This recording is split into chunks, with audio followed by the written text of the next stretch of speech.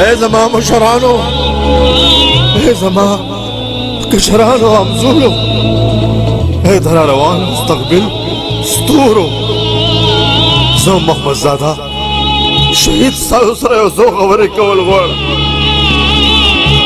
اول خدا وایم چې زما ګناه څه وه چې زه شهید کړی شوم، زه مړ کړی شوم. زما ګناه دا وه چې ما ستاسو د نوي مستقبل خبره کوله. ای زما ګلالو ماشومانو، ای زما د مستقبل ستورو، زما ګناه دا وه چې ما ستاسو لپاره یو ځان له اسمان غوښتو چې په دغه اسمان کې تاسو لکه د ستورو ځلېدئ. ای زما شاه زلمو، زه مړ کړی شوم، زما اواز، زما وجود د خاورو لاندې شو، خو زه امید لرم، زه باوري یم چې زما سوچ به نه مړ کېږي.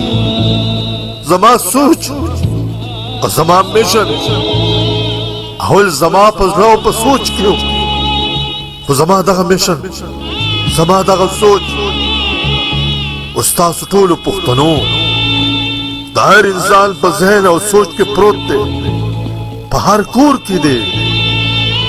تاسو رستو نشئ، که چېرې تاسو رستو شوئ نو تاسو به چېرې معاف نه کړی شئ، بلکې تاسو به هره ورځ په ضلالت او بېعزتۍ کې.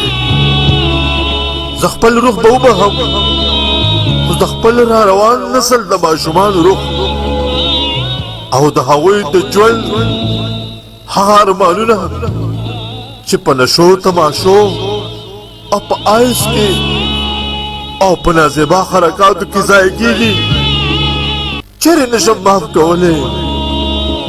ای زما د قام مشرانو، تاسو ما سره څه وکړو، خو بیا هم ښه وکړو، زه هم د مخې لرې کړم، خو دا وشوه چې یو محمد زاده نه اوس په هر یو کور کې دوه او درې محمد زاده پیدا شول.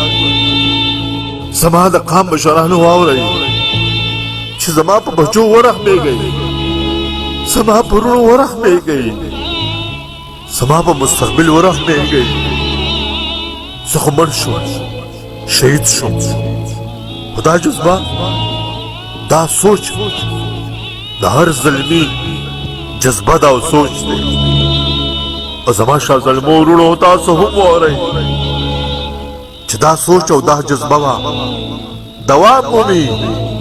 تاسو رستو نشئ، د آیس د نشو تماشو او د دغې نازیبا حرکاتو خلاف خپل اواز اوچت کړئ. زه تاسو وینم، زه تاسو احساسوم، زه خپله لاړم درنه، خو ګورئ دا مې واورئ چې لکه زما له مور د اوښکو په شان ستاسو د میندو د سترګو نه اوښکې لاړې نه شي. اوس خو صرف زما مور ما پسې جاړي، خو هسې نه چې سبا د دغې آیس او د دغې نشو د لاسه زموږ په هر کور کې زموږ د میندو د سترګو له اوښکې لاړې شي. ګلالو زما دغه پیغام دی چې راهیو شئ د دې قام د پرمختګ په هیله، راهیو شئ، راهیو شئ.